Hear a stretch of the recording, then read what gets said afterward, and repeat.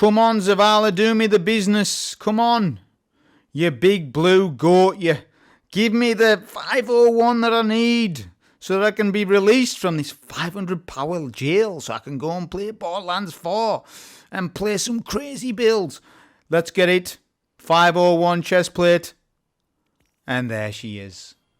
There we go. Get it infused into whatever we need to. That's the 500 power. There we go. Well, hello there. Would you like to join the 500 power Malibu Club? Would you like a tequila? Maybe a Bloody Mary? Flash your emblem first. What 500 power emblem? Let's have a look at it. Oh, what's that? 406? No, you're not allowed in this Malibu Club, son. You need to go back to the mines before you can get a drink in our exclusive club. You got to put in the work and then come back to me. So what are the benefits to being 500 power in the game? What is the game world like, the portal like, when you are at 500 power? And this video is going to inform you of the situation, because I'm aware most players aren't 500 power. In actual fact, I've looked up the stats on it. As of 3 p.m. my time, afternoon time my time, there is less than 1,400 players that have even achieved 500 power on or more. Only 1,400 players. That's 0.0000000100001%. That isn't a lot of people. So yeah, I figured that I would go through it. So there are pros and cons to this. The massive disadvantage is Bungie pushed a live update this last weekend just gone. They fixed the 450 to 500 power grind, but they didn't fix the 500 to 550 power grind at all. They didn't even touch it. In other words, portal clears at 500 power will not get you any powerful rewards at all. You will not be able to level up in the portal. Only prime engrams and such will level you up in the portal. How Bungie told us that it would be a +1 for every portal clear that you do above 500 power. That will be fixed as of next week, as far as I understand it. Let me show you. So I'm working with Ultimate mode now. Basically, GM is a non-factor. I don't play Grandmaster now. At 500 power, you would basically be skipping. Well, that's not entirely true. I'll come on to that. But when you, especially when you solo and stuff, Ultimate is your main source of what you do. So let's just pay attention to this portion of the screen, right? Okay, so let's max this card out. Let's show you the hardest card possible. Okay, I'm gonna pick all the +20s, all the +20s. Let's just keep picking all the +20s. Right, there's no more +20s, so I'll just put that on. The maximum card right as of right now is 610 power. But what's the max points? Oh, hang on a sec. Did you see the engram change? Let me just take this back. Let's just back it up a sec. I've missed the point of what I was doing. Hang on. Look at that. See that animation change? That's meant to go to 501. Do you see it? Watch it again. See that? 500 to 500. That shouldn't do that. That needs fixed. Because that's what the fix will be. At A grade, it will go to 501. That's how it's meant to work, right? So now I've messed my mods up. Let's just put it back on. There we go. 610. Now, the max score, here is the highest score possible. When I put all negative mods on 1.8 mil at 610 card, and look, the reward's still 500. Obviously, I'm not allowed to do this, but I'm just showing you it, right? So this, there's no point to level above 500 right now until tomorrow. The sources that do give us 500 power plus gear are as follows. Prime engrams from the portal, +2. Zavala, +2. Conquests are +2 drops. They are not +4, they are +2 for some reason. Which they should be +4 drops. Or +3. Yeah?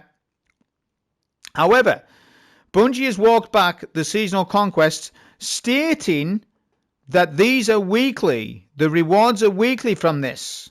You can repeat them, but see this purple engram here where it says bonus rewards, purple engram portal activities? Do you see that drop there? That's +2 drops. Now, Bungie has stated somewhere, I think it was in the live stream, that you'll be able to get those drops once a week.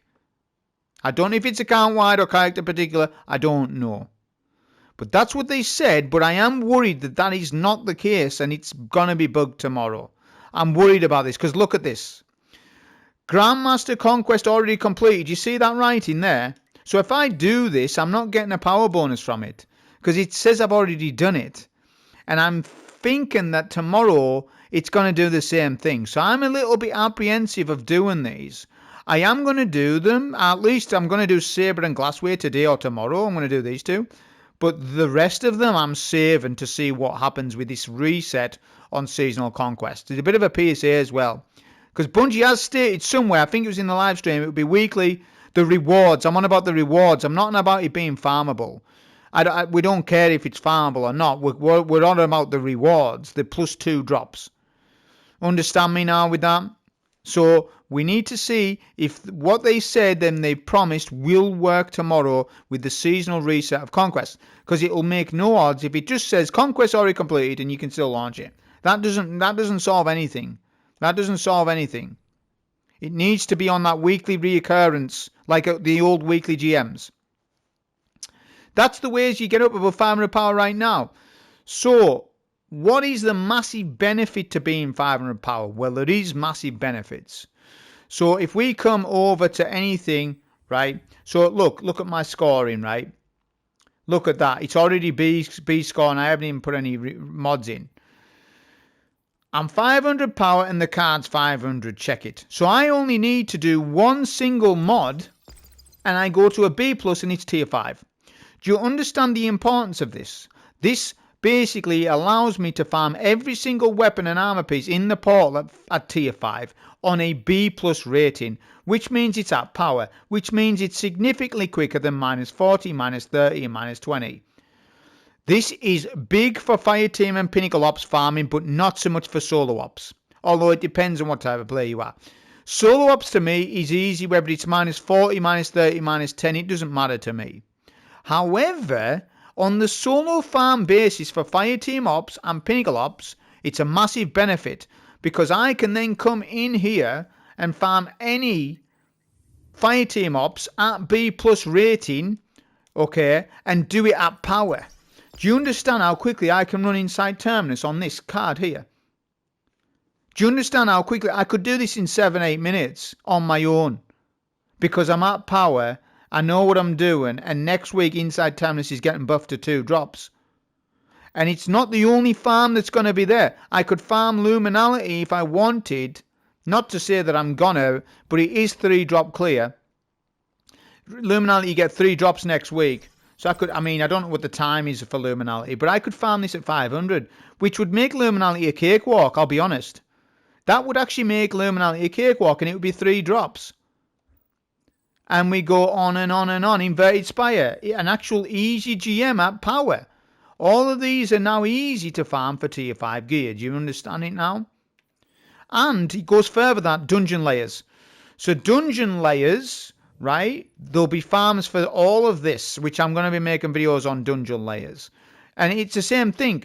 I'll be able to farm these at B+, get my tier 5 drops.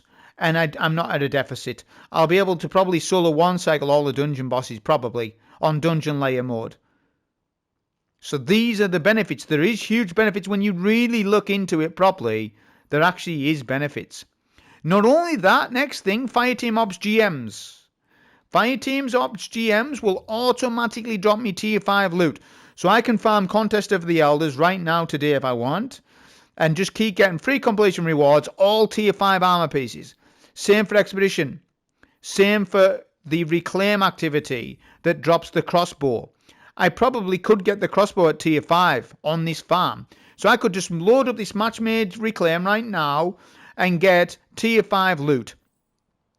2 completion rewards, plus I would get a New Territories Reclaim engram. Same for Pinnacle Ops, because it's got match-made. Is this match-made? Or is this not match-made? No, this isn't matchmade, is it? Matchmaking off. Yeah, this isn't matchmaking. They probably should just have a column for matchmaking for dungeon layers, you know. for stuff like that, I think. I think there should be. But that's what I'm explaining to you. So the tier 5 farm is nuts at 500 power. It's extremely good, all right, for that. And that's what your goal should be anyways. There's no need to get above 500 really at the minute. But long-term basis there is. Now, what level do you need in the game to make sure that you get Guardian rank, what does it go to, 11 or whatever? Okay, so you've got to do all of these GMs, conquests, and I believe there's a trying for an ultimate. I don't know what the seasonal ranks are for 11. I believe they've been data mined.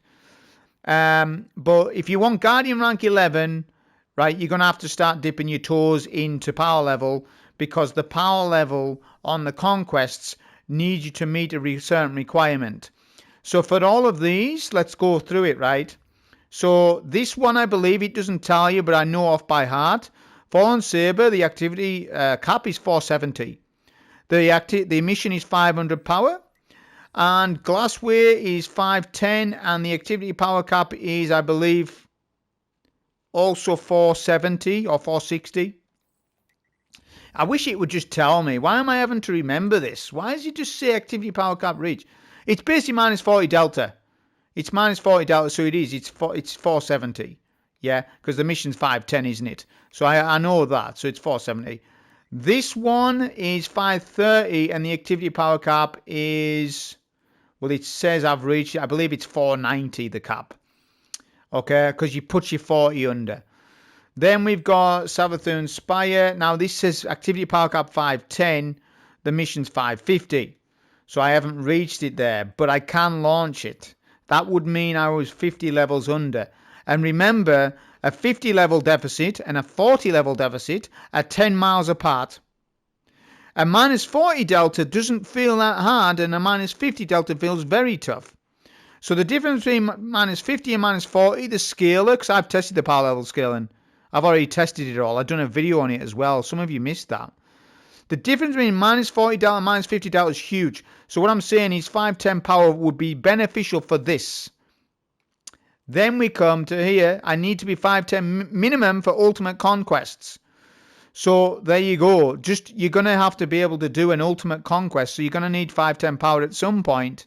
Less, if you don't level up, you're basically not going to get Guardian rank 11, and you're not going to be able to participate in ultimate conquest content. You're basically not within it. And for Grandmaster players, which that's a lot of you, that's going to be disappointing.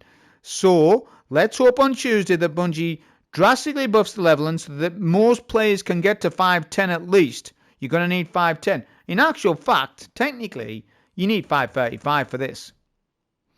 Minimum, it says, just to participate. This is a 600 power mission.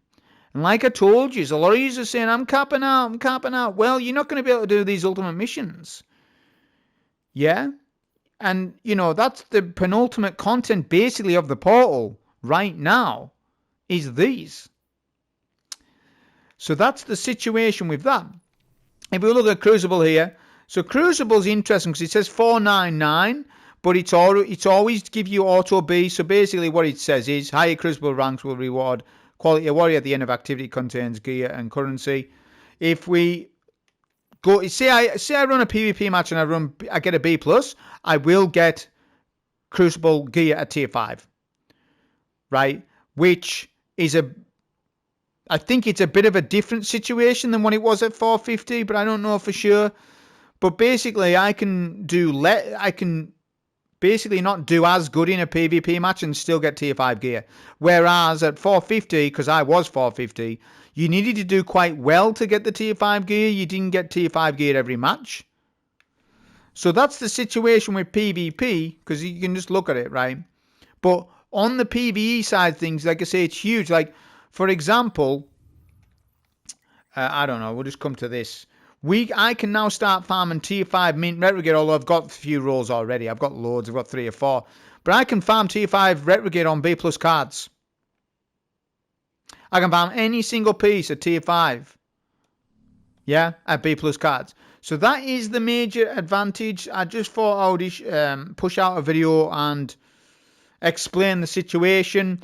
Like I say, there's going to be some huge buffs tomorrow.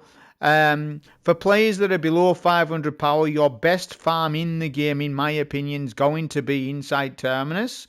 Because as I've said about Inside Terminus, is it's very unique because it turns B plus cards into A plus rating.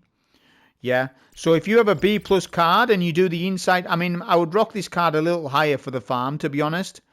You know, I would do, maybe even Pressure Cooker. I don't know what the time on Inside Terminus is. I'd have to have a look at it. But I would assume it's more than 10 minutes. If it is, then I'll be fine. And even then, I could up the card a little bit more. But I can auto-turn B plus cards into A plus. For me, I won't need to do that so much because I'm getting tier 5 anyways. But I will need to get A grade scoring for 501 gear for sure. But I can pretty much guarantee you, this card here would turn into 501 gear tomorrow because of the tricks with Inside Terminus. It's got some score manipulations in it. We've already covered it on the channel. If you haven't seen it, you need to go and see it. That's the updates we got regarding that. Anyways, so that's the situation with 500 power. Hope you enjoy. Thank you. Bonus footage at the end. I thought to mention, here is what 90% of my time is what I did from 450 to 500 was this farm here. Although saying that, maybe not 90%. I done probably 70% of my time was in creation and 30% of it was in Kel's Fall. I done solo farm Kel's Fall. The video that I showed you that I basically followed those rules. And I was getting 2 drops every 10 minutes in Kel's Fall. 2 completion rewards. So at times, if I was getting tired of solo ops, I would go and do Kel's Fall, and that is a legit farm. That's not me messing around. That was me actually farming. So I would do a bit of Kel's Fall, because it was 2 drops per clear. But today, I activated Kaioken times 2, and was like, right, let's just get this level and done. My only goal right now is 500 power. So let's just farm a bunch of creations, and I done a few good clears today. A good 40 clears I done today. And that was me going zooming 4-minute clears, not messing around for nothing. So yeah, you just cap the plate. This is just bonus plate. Just be showing you that what I did, right? On this strat though, I haven't got no starting ammo on. On this strat, you need to have a couple of ammo bricks. Just 1 special brick and 1 heavy brick maybe. But even then, you don't really need it. But yeah, probably the special brick at least, because the special brick will speed up the crystal section because we've got on that exotic rocket pulse. There we go, eager edge past the lasers, and we can then just quickly speed up the crystals. I skipped the barrier champ. Notice this is ultimate level and I've only got 1 revive. It doesn't matter though, don't worry about it, because I'm not doing this at that much of a deficit. So look, I just eager edge over and I use the rocket pulse just to 1 KO all the crystals. And you can play really quick in creation. Like I say, you can do it between 4 to 4.5 minute clears. And it's very consistent. There's no extra side objectives. Well, there is, but it just says get weapon kills or get combatant kills. There's no precision hit. There's no ability kill requirements, nothing. It's very extremely consistent. Look, we can just eager edge past all the crystals and the ads. I've got 8,500 points bottom right hand side. I have got pressure cooker on this run as well. Just to make sure that my B plus turns into an A grade card, because I would need that to get 500 power, of course. This was my final run actually of obtaining the 500 power in actual fact. But yeah, it's a really good farm. I done K1. I done a little bit of K1 and I hate K1. I really hate it. It's just scenery, isn't it? And there's bonus objectives that are very nasty in K1. Like, for example, get 30 precision kills. That's devastating when that happens. Devastating. So we can send the boss quickly here with the exotic rocket pulse, look. And it bypasses his shield because of barrier pulse rifle. And then you just cap the plate. And honestly, you can do anything you want. You can listen to music. You can watch Netflix shows. You could do anything you want while doing this, right? There's not a lot of... You don't have to pay attention that much. It's only the crystal section where you got to pay a lot of attention to make sure that you're doing it right. And that you don't die, of course, because you only got 1 revive. That's only apparent to me, though. Most of you lot are playing Grandmaster. That gives you 3 revives. Ultimate content only gives you 1 revive, and you've got to gain revives by killing champs. which I could have done. I could have killed an extra champ to get 2 revives. But this is based on me flawlessing it. It's not a lot of work. Yeah, it's not a lot of work, this farm at all. Providing that you got a plan and a strategy. So yeah, that's 70% of the time, this is what I did. I either did this or Kel's Fall. That's all I did. I just went back and forth when I was bored between each activity. And I would T-crash the boss at the end, and then I would get my loot for my A or A plus grade scoring, depending on what cards I ran at the time. But yeah, that was the video on the 500 power. Hope you enjoy. Thank you.